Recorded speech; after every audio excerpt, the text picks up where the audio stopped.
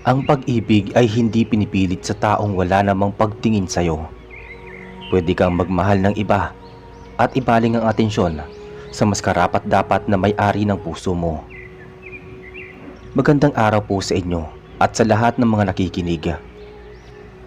Ako po si Vincent at gusto ko pong ibahagi sa inyo ang karanasan ng tatay ko nung kabinataan niya bago pa niya makilala ang aking ina. Noong una ay hindi ako naniniwala sa kwento ng aking ama, pero noong marinig ko mismo sa kanya ang buong pangyayari ay doon pa lang ako naniwala na talagang may aswang at totoong ang kapangyarihan ng pambabarang. Taong 1989, nanirahan sa probinsya ng Davila si Tatay Albert kasama ang kanyang mga magulang.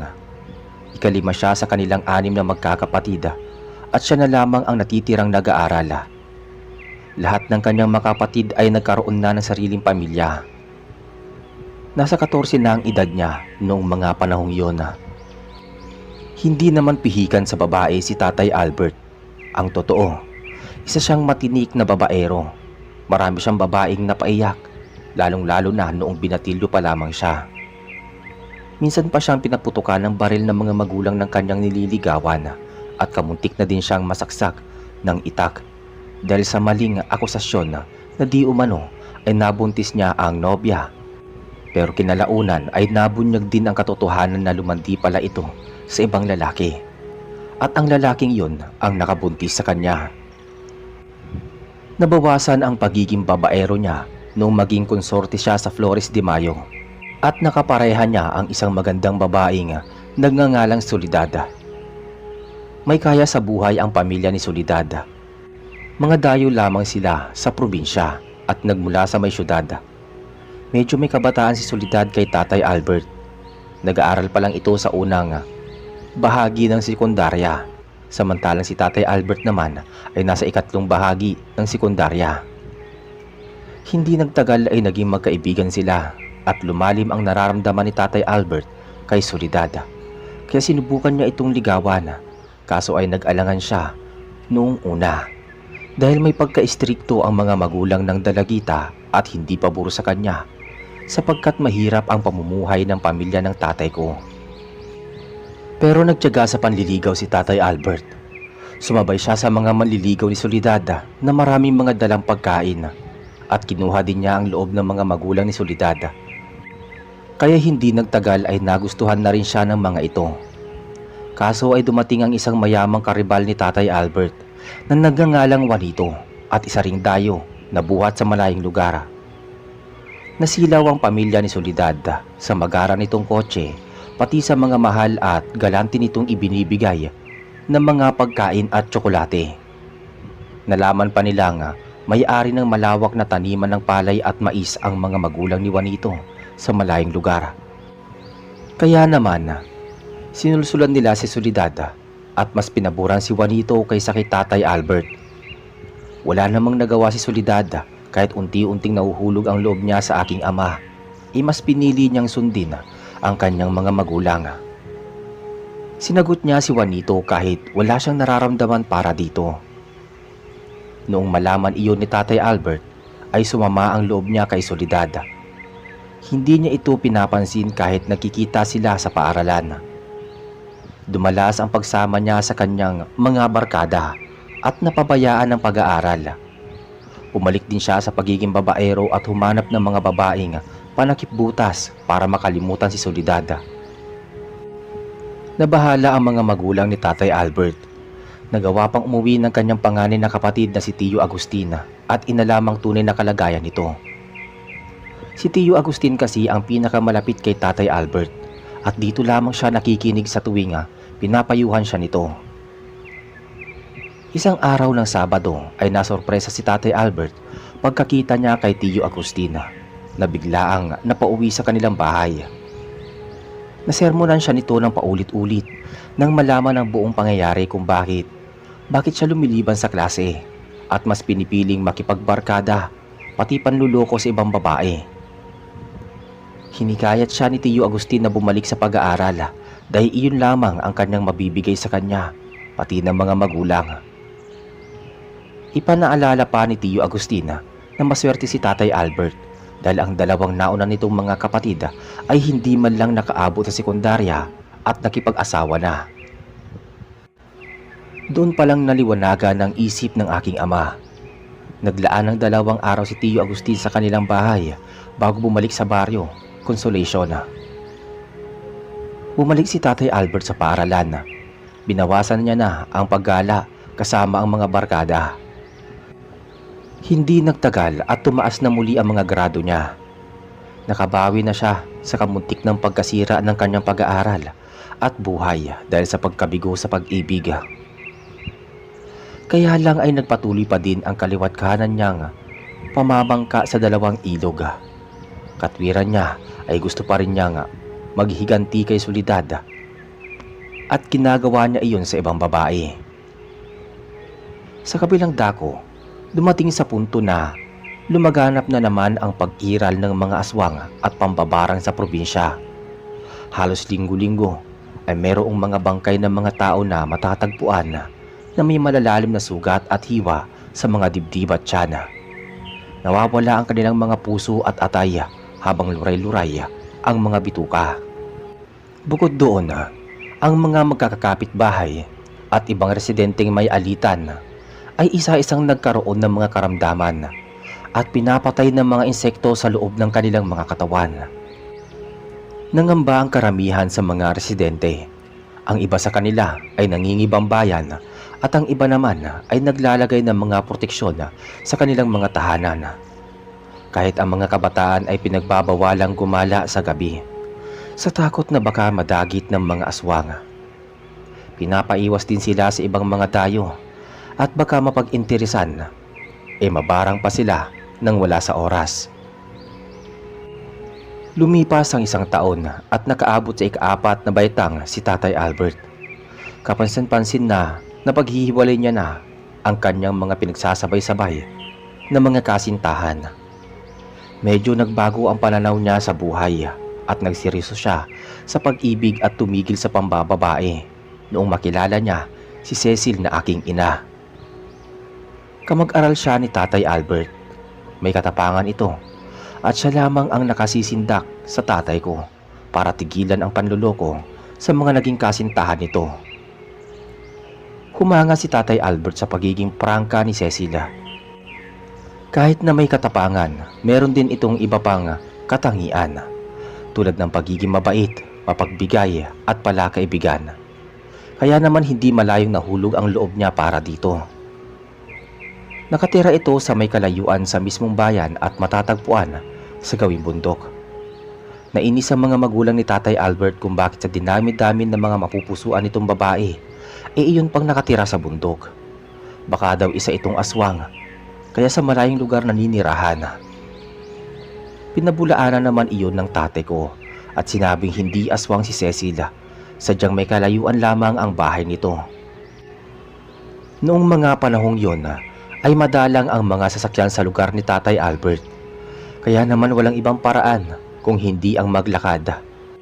Pero dahil sa may mga alagang kabayo at baka ang kanyang mga magulang, bilang panghanap buhay ay gumamit siya ng kabayong masasakyan tuwing bumibisita sa bahay ng kanyang nililigawan. Lalong nagalit ang mga magulang ng tatay ko at pati ang alagang hayop ay ginagamit sa negosyo ay kailangan pang gamitin bilang pangtransportasyon para lang makaakyat ng ligaw. Sa simula ay tutol ang mga magulang ni Tatay Albert, lalo pa't nag-aalala sila sa kaligtasan nito dahil nasa may gawing bundok ang kanyang nililigawan. Marami naman daw ibang babae na pwede niyang ligawan, iyong tagabayan at hindi nagmumula sa bundok o gulod. Pero paliwanag ni Tatay Albert ay wala siyang ibang napupusuan kung hindi si Cecil lamang. Ito kasi ang nagturo sa kanya para magseryoso sa pakikipagrelasyon at hindi dapat dukuhin at abusuhin ang pagmamahal ng isang babae. Kaya kahit malayo ang bahay nito ay matyaga pa rin si Tatay Albert na umakyat dito ng ligaw. Pinag-uusapan din niya na maghintay ang kanyang mga magulang na maipakilala niya sa tamang panahon ang dalagita at maisama sa kanilang tahanan upang mapatunayan niyang totoo lahat ng mga sinasabi niya sa mga ito at makita nilang isang magandang impluwensya si Cecil sa kanya. Wala namang nagawa ang kanyang mga magulang at hinayaan na lamang siya gabi-gabi na magtungo sa bahay ng nililigawan. Basta pinapaalalahanan nila ito na mag-iingat dahil naglipa na ang mga aswang at mambabarang sa paligid. Sumusunod na lamang si Tatay Albert sa mga tagubilin sa kanya ng mga magulang bago siya magtungo sa bahay ng kanyang nililigawan. Hindi nagtagal ay napagnilayan ng mga magulang ng tatay ko na baka nga si Cecil na ang babaeng makapagpatitino dito. At mukha namang seryoso ito, kaya ganoon na lang ang pagtsatsaga na magbalik-balik sa gawing bundok upang makamtan ang matamis na oo ng dalagita. Isang hapon, umagap ng pagbisita si Tatay Albert para naman mahaba-haba ang oras nila makapag-usap ni Cecil. Pero sa kamalas-malasan niya ay inabutan niya na may isa pang taga-suyo si Cecil. Inakala ni Tatay Albert na siya lamang ang nanliligaw kay Cecil, pero may iba pa pala nga nagkakagusto dito. Sumapit ang oras na kakatapos makipag-usap ng lalaking nanliligaw kay Cecil nang dumating si Tatay Albert. Nagpakita siya sa binata at agad siyang ngumiti dito. Ginantihan naman siya ng ngiti ng lalaki bago nagpaalam kay Cecil. Maya-maya ay kinausap nito si Tatay Albert sa isang tabi. Tumugo ng tatay ko at bahagya silang lumayo kay Cecil. Nagtungo silang dalawa sa isang tabi. Nagpakilala ang binata bilang si Edgardo, na kababata ni Cecil. Inamin niyang matagal na siyang may lihim na pagtingin kay Cecil, kaya noong makahanap siya ng pagkakataon ay niligawan niya ito. Wala namang kaso kay Tatay Albert at wala naman siyang sama ng loob. Mahaba ang pasensya niya at hindi rin siya makasarili. Natural naman kasing maganda si Cecil at tumagdag pa ang kanyang taas at tindigan, kaya posibleng maraming lalaki ang nagkakagusto sa kanya. Nabanggit ni Tatay Albert kay Edgardo na walang masamang tinapay sa kanya at igagalang niya kung sino man ang pipiliin sa kanilang dalawa ni Cecil. Tatanggapin niya iyon nang maluwag sa kanyang damdamin. Nakipagkamay pa siya kay Edgardo at nagpamalas ng pagiging palakaibigan. Ngumiti at nagpasalamat si Edgardo sa kanya. Nabanggit niya na mabuting tao si Tatay Albert. Magalipas ang ilang sandali ay nagpaalam sa kanya pati kay Cecil si Edgardo. Samantalang tumuloy naman si Tatay Albert sa loob ng bahay kung saan nakadaupang palad niya ang mga magulang ni Cecil. Mabait at magiliw sa bisita ang mga mag-asawa. Hinayaan nilang makapagsulong makapag-usap ang dalawa sa gawing sala. Inabot ng alas 7 ng gabi si Tatay Albert dahil napasarap ang kwentuhan nila ni Cecil. Kaya naman minabuti siyang alukinga makapaghapunan ng mga magulang ni Cecil sa kanilang bahay. Pinaunlakan naman niya ang pangalok ng mga magulang nito at doon na siya naghapunan. Naghanda ang mga ito ng ginisang gulay at kamuting kahoy. Kahit simple lamang ang ulam ay masarap pa rin iyon sa panlasa ni Tatay Albert. Lumaki din naman siya sa hirap at hindi siya maarte sa pagkain. Tumutulong din siya sa pagliligpit ng pinagkainan at pagkatapos ay saka siya nagpaalam sa mag-anak na naglakbay na pababa ng bundok. Sumakay siya sa kabayo habang may bitbit na flashlight. Napuno ng katahimikan ang gabi. Tahimik naman ang kabayo at walang nararamdamang kakaiba si Tatay Albert habang binabagtas nila ang daan. Mukhang ligtas siya sa kanyang tinatahak na landas at walang anuman siyang naririnig na huning aswang sa paligid. Pinanatag niya ang loob niya at nagawa pa niyang sumipul-sipul sa hangin. Inabot siya ng halos isang oras bago siya nakabalik sa kanyang bahay. Nag-alala ang kanyang ina na sinalubong siya sa labas ng bahay. Nabatukan pa siya ng mga ito at noong makitang pasipul-sipul na lamang siya. Parang wala pa daw itong pakialam sa kanyang paligid. Hindi man lang daw nag-iingat na baka may aswang na sumusunod sa kanyang dinadaanan. Hinimas-himas ni Tatay Albert ang ulo bago nagmano. Iniisip ng kanyang ina na palagi na lang dinadaan ni Tatay Albert sa biro ang lahat ng bagay kahit alam niyang namimiligro na ang kanyang buhay. Nerbiyoso kasi ang kanyang ina, kaya naman ingat na ingat siya sa kanyang mga anak. Si Tatay Albert ang likas na palabiro at parang laging walang iniindang problema, kaya naman madalas siyang napagkakamalan ng kanyang mga magulang na walang pakialam. Pero ang totoo ay isa siyang responsableng anak. Pagkapasok sa loob ng bahay ay nangatwiran si Tatay Albert na matapang siya at hindi siya makakapayag na mapatay ng aswang. Sinabi pa niya na sa susunod na pagbisita kay Cecil ay aagahan niya na ang pag-uwi para hindi na mag-alala ang kanyang mga magulang. Pumuntong hininga na lamang ang ina habang si Tatay Albert naman ay naglinis na muna ng kanyang katawan bago siya nagpalit ng damit at dumiretso sa kwarto para magpahinga. Sa kasunod na hapon ay ganado pa rin si Tatay Albert na bumalik sa bahay ni Cecil. Positibo siya na darating ang oras na sasagutin na rin siya ni Cecil. Kaya naman kailangan pa niyang dagdagan ang pagtsatsaga sa panliligaw. Nababahala na ang kanyang mga magulang dahil noong mga araw na yon ay nakabalita na naman sila ng napatay ng mga tao na posibleng kagagawa ng mga aswang. Kaya naman pinagbaon na siya ng baril ng kanyang ama kung sakaling gabihin siya sa pag-uwi. Isa iyong mahabang rifle na may nakalamang ilang pirasong bala. Napapatawa naman si Tatay Albert dahil masyado nang nagiging madrama ang kanyang mga magulang.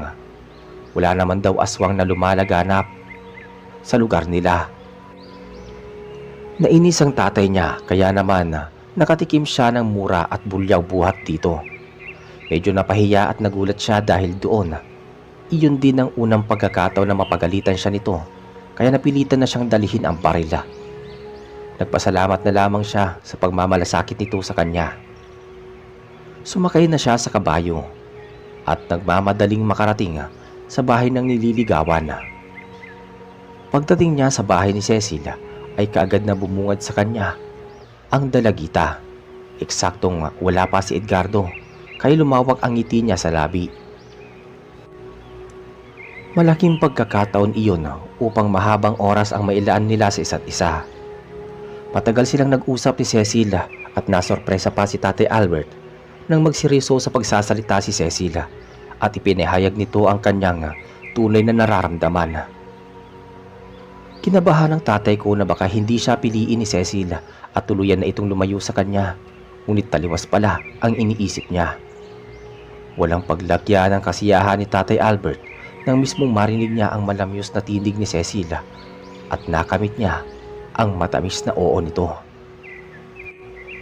Ipinagtapat ni Cecil na noong una ay nayayabangan siya sa ugali ng tatay ko, pero nung magsimula na itong manligaw ay nakita niyang mabait at maginoo ito. Tumigil na din sa panluloko sa mga babae at sinikap na magbago, kaya naman minahal niya ito ng husto. Sa sobrang kagalakan ay kinuha ni Tatay Albert ang mga kamay ng dalagita at buong pusong hinalikan. Kaso biglang naalintana ang mga sandaling yon nang mapukaw ang atensyon nila sa presensya ni Edgardo na nakatayo sa may bukas na pinto. Gulat na gulat ang mata nito. Nasaksihan niya ang lahat ng pagpapahayag ng pag-ibig ng dalawa, kaya sumilay sa isip niya na pinagtaksilan siya ni Cecilia. Hindi man lang siya hinintay bago ipagtapat ang tunay na nararamdaman. Binaliwala nito ang kanyang pagmamahal at mas pinili pa nito ang lalaking hindi pa lubusang kakilala ang buong pagkatao, at dahil doon ay sumulak ang galit at inis sa kanyang muka. Maya-maya pa biglang tumulo ang mga luha sa mga mata ni Edgardo at binalingan niya ang mga nagbabagang mga mata. Si Tatay Albert. Lumapit siya sa mga ito at kasunod nun ay pinagbantaan niya si Cecil na hinding-hindi niya matatanggap ang ginawa nitong pagpili ng magiging kasintahan. Pagbabayaran daw nito ang ginawang pambabasted sa kanya. Sinabi pa niya na hindi niya mapapatawad si Cecil sa pagwasak nito sa puso niya, at kasunod nun ay walang anumang paalam na umalis si Edgardo, nagpupuyos sa galit. Nagimbal si Cecil, gayon din ang kanyang magulang, at saglit na nagtungo sa may balkonahe si Cecil, subalit hindi na niya nasundan si Edgardo. Gusto niyang humingi ng kapatawaran, subalit sa tingin niya ay hindi siya kaagad mapapatawad ni Edgardo dahil alam niyang abot langit ang pagmamahal nito sa kanya. At hindi nga madidiktahan ang kanyang puso, lalo pat iba ang tinitibok nito. Nagsisisi si Cecil at pakiramdam niya ay kasalanan niya ang lahat kung bakit naging masama ang paningin sa kanya ni Edgardo. Inalo naman siya ni Tatay Albert. Sinabi ng tatay ko na huwag sisihin ni Cecil ang kanyang sarili dahil wala siyang kasalanan sa nangyari. Sadyang hindi lamang matanggap ni Edgardo na hindi siya ang mahal nito. Nananatili hanggang gabi si Tatay Albert para samahan si Cecil at ang kanyang pamilya. Inisip ni Tatay Albert na baka gawan sila ng hindi maganda ni Edgardo. Naalala niya ang mga pagbabanta nito at tiyak nagagawa nga ito na ikakapahamak ng mag-anak, pero pinayuhan na siya ng mga magulang ng dalagita na mapanganib kung magbabiyahe pa siya sa kailaliman ng gabi. Kaya doon na mismo siya inalok na matulog ng mga ito. Ngunit sumagi sa isip ni Tatay Albert na maaaring naghihintay at nag-aalala ang kanyang mga magulang, lalong-lalo na ang kanyang ina. Alam niyang magagalit ito at hindi mapapakali hanggat hindi siya nakakauwi sa kanilang bahay. Siya na lamang kasi ang natitirang anak na nakakasama nila sa kanilang bahay. Kung kaya't kahit labag man sa kalooban niya, hindi siya nagpatumpik-tumpik at kaagad na siyang nagpaalam kay Cecil at sa mga magulang nito. Sinigurado naman ng mga magulang ni Cecil na walang mangyayari sa kanila dahil alam nilang hindi sila gagawa ng masama ni Edgardo dahil malaki ang respeto niya sa mga pamilya nito. Hindi na nagpapigil si Tatay Albert at nangako siya kay Cecil na muling babalik sa kasunod na araw bago niya ito hinalikan sa mga kamay. Malaki ang kutob niya na makakabalik siya sa bahay ni Cecil. Nung makalabas na siya sa bakuran ng bahay ni Cecil ay sumakay na siya sa kanyang kabayo. Katulad pa rin ng nakagawian ay dala niya ang flashlight na tanging tanglaw niya sa kadiliman. Nakatali naman sa katawan ng kabayo ang rifle na pabaon ng kanyang ama. Nakarating siya sa kakahuyan at tila bumabagal ang paglakad ng kabayo. Pasipul-sipul si Tatay Albert habang pinagmamasdan ang daan na naiilawan ng flashlight. Makalipas ang ilang sandali ay saglit siyang napayukod dahil may kung anong bulto ang mabilis na dumaan sa kanyang ulo. Nakala niya na ibon lamang iyon kaya hindi siya pinapansin. Nagpatuloy pa rin siya sa pagbabiyahe nang biglang huminto ang kabayong sinasakyan niya. Nagwala ito at mabilis na umatras. Sinigawan at inutusan ni Tatay Albert na sumunod ang kabayo, subalit hindi ito gumagalaw. Nagawa na niya itong hagupitin ngunit patuloy lamang ito sa pag-atras. Kasabay nun ay nakarinig siya ng pag-alulong ng mga aso sa di kalayuan. Biglang sumagi sa isip niya ang mga sinabi ng kanyang ama noong bata lang siya. Ayon dito, ang aso na umaalulong sa kailaliman ng gabi ay posibleng nakakakita ng masasamang elemento at katulad ng kabayo, maaaring nakakakita at nakakaramdam ito ng presensya ng masamang nilalang sa kanilang kinaroroonan. Itinapat niya ang liwanag ng flashlight sa daan, subalit wala naman siyang nakitang anumang figura. Subalit hindi imahinasyon ang kanyang mga naririnig. Totoong kumakahul ang mga aso at nagwawala talaga ang kabayo sa hindi malamang kadahilanan. Hindi nagtagal at nakaramdam siya ng kakaibang malamig na hangin sa bandang likuran niya, kaya naisip niya na baka may bultong dumaan sa ulo niya at pumesto sa kanyang likuran. Napagtanto niya na hindi ibon ang lumalagpas sa ulo niya. Hindi niya mapaliwanag ang kanyang naririnig. Bago pa siya mawalan ng ulirat, ay kinuha na sa kanyang bulsa ang isang maliit na lighter. Binuksan niya iyon at nang lumitaw ang ningas ng apoy, ay mabilis niyang inilapit iyon sa buntot ng kabayo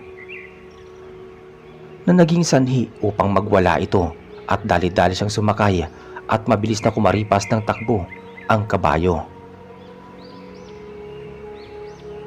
Mas pinatulin pa niya ang pagtakbo ng kabayo hanggang sa makalayo sila sa bandang kakahuyan. Bumaba na sila sa bundok at napadaan sila sa burol kung saan nalalapit na sila sa mga kabahayan na naglalagablab ang mga ilaw. Sumandali na lamang na huminto ang kabayo sa pagtakbo. Umatras na naman ito na para bang may kinatatakutan. Hindi pa pala natatapos ang kalbaryo ni Tatay Albert. Alam niyang sinundan siya ng nilalang at hindi siya nito patatahimikin hanggat hindi siya nito napapatay. Tinanggal niya ang pagkatali ng rifle sa kabayo. Mabuti na lang at tinuruan siya ng kanyang ama sa paggamit nito. Makailang beses niyang ikinasa ang rifle. Itinapat niya sa itaas at pinaputok ang baril paitaas kung saan lumilikha iyon ng malakas na ingay. Tumigil ang pagkahol ng mga aso sa di kalayuan pero may isang bagay ang nagpatindig ng balahibo ni Tatay Albert. Makalipas ang ilang sandali ay may lumitaw na maitim na naglalangis na nilalang sa kanyang harapan. Nung maaninag niyang mabuti ang anyo ng figura ay nagulat siya na makita ang nanlilisik na pamilyar na mga mata nito. Hindi siya pwedeng magkabali. Si Edgardo ang lalaking yon.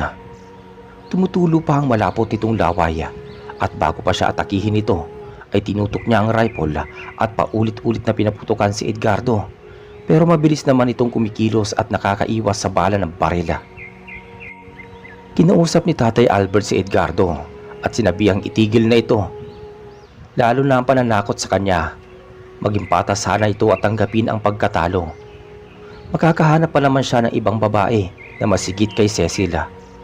Sa puntong yon ay umangil na ng puno ng galit si Edgardo at mas lalo pang nagbaga ang kanyang mga mata.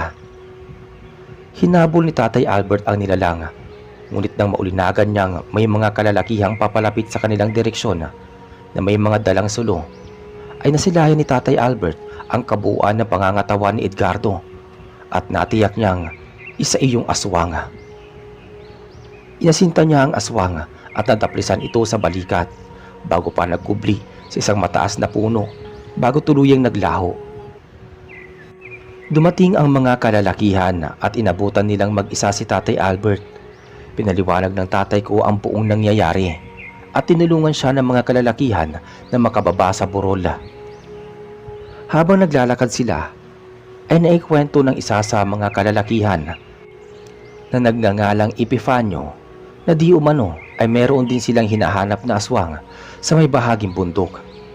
Pinatay pala nito ang kanyang dalawang binatilong pinsan na papauwi galing sa paaralan. Nakita na lamang niya ang naliligo sa dugong bangkay ng mga pinsan niya sa may gawing bukid. Tadtad ng mga malalalim na sugat at kalmot sa buong katawan. Tulad ng inaasahan ay parang hiniwa ng matalas na kuko ng aswang ang tiyan ng mga to. Kaya naman kaagad niyang pinagsama ang mga kalalakihan upang tugisin ang nilalanga. Naisip ni Tatay Albert na maaaring si Edgardo ang aswang na matagal nang pumapatay sa probinsya. Kaya lang ay malaking palaisipan sa kanya kung nalaman ng pamilya ni Cecil ang tunay nitong pagkatao. Kung alam man nila, bakit nila ito hinahayaang makapanligaw sa kanilang anak. Nagpasalamat si Tatay Albert sa kabutihang loob ng mga kalalakihan sa paghatid sa kanya sa kanilang bahay. Nang makabalik siya sa kanilang bahay, ay ganoon na lang ang buwelta ng kanyang mga magulang. Walang katapusang paninermon. Napahiya pa siya sa kanyang kapatid na si Tio Suliman. Nakakabisita lang sa kanilang bahay. Kasama ang pamilya nito buhat sa may syudad. Sinaway ni Tio Suliman ang kanyang mga magulang na patuloy sa pagdisermon kay Tatay Albert. Ang mahalaga daw ay nakauwi ito ng ligtas, walang natamong sugat buhat sa aswang. Humingi naman ng paumanhin si Tatay Albert dahil ginabi siya ng pag-uwi para maprotektahan at mabantayan ang pamilya ng kanyang nililigawan sa kami ng manliligaw na aswang. Matapos ang kanilang pagdidiskurso ay nagpahinga na silang lahat. Kinabukasan na bahala ang ama ng tatay ko dahil nabubuhay pa ang aswang at posibleng balikan nito si Tatay Albert upang mapaghigantihan. Kaya matapos niyang magsaka kinahapunan ay hindi na muna niya ito hinayaang makabalik sa bundok. Nung kasunod na araw ay sinamahan niya na si Tatay Albert na magtungo sa bahay ni Cecilia para na rin formal na makilala ang dalagita at ang pamilya nito. Pagkarating nila sa bahay ng dalagita ay sinalubong sila ng mga magulang nito at hindi na sana sila papapasukin dahil sa kalagayan ni Cecilia. Masama daw ang pakiramdam nito pero nagpumilit si Tatay Albert kaya naman pinapasok na silang mag-ama. Ganun na lang ang kinagulat nilang mag-ama nang makita na namumutla si Cecilia habang sumusuka ng mga uod sa mga palanggana. Nagkakaganon na pala ang dalagita noong nakaraang gabi na hindi bumisita si Tatay Albert.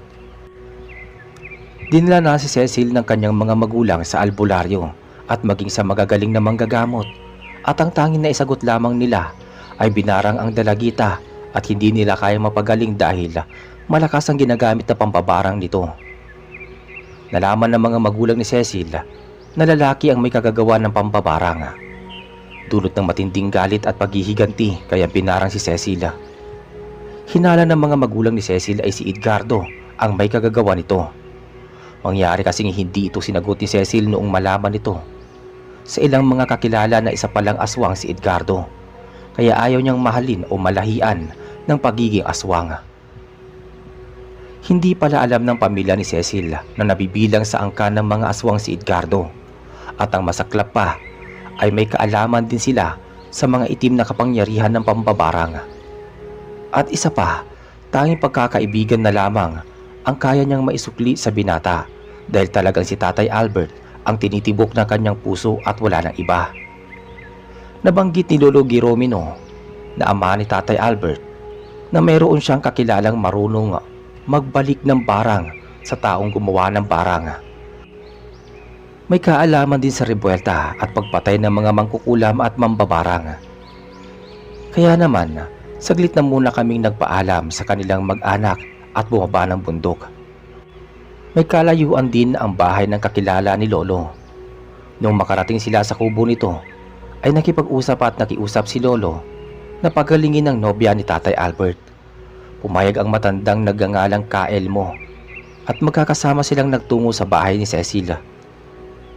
Mabuti na lamang at may kaalaman sa pangontra sa pambabarang si Kaelmo. Inutusan niya ang mga magulang ng dalagita na kumuha ng sangkap na gagamitin niya sa ritual. Agad namang rumisponde ang mga magulang ni Cecilia at ibinigay lahat ng kanyang mga kailangan. Sinimula ni Kaelmo ang ritual sa pamamagitan ng orasyon at pagpahid ng kakaibang langis sa katawan ng dalagita. Meron pa siyang likidong ipinapainom dito na nagiging dahilan upang patuloy itong magsuka. Dire-diretso ang pagsuka niya ng uod at talagang nakakadiri dahil mga buhay na uod iyon na gumagapang sa malaking palanggana kasama ang malalapot na laway. Nakaagapay si Tatay Albert kay Cecilia habang walang patid ang pagsusuka at pagluluha nito. Medyo bumagsak na rin noon ang timbang ni Cecilia at humpak na ang kanyang pisngi. Pakiramdam ni Tatay Albert ay nag-aagaw buhay na ang kanyang nobya. Makalipas ang ilang sandali ay sumuka ng maitim na mabahong likido si Cecilia bago pa tuluyang mawala ng malaya. Sinigurado naman ni Kaelmo na nasa ligtas na kalagayan na si Cecilia at natanggal niya na ang barang sa katawan nito. Nagawa niyang ibalik ang barang kay Edgardo na siya mismo ang salarin sa lahat ng nangyari. Anumang oras ay pwedeng bawian ng buhay si Edgardo dulot ng pagbalik sa kanya ng malakas na barang. Nagawang magpalipas ng gabi ng mag-ama sa bahay ni Cecilia. Panatag sila na maiwan si Lola Maria sa bahay dahil kasama naman ito ang mag-ina at mag-anak ni Tio Solimana. Nung sumunod ay unti-unti na ring bumalik ang lakas ng dalagita.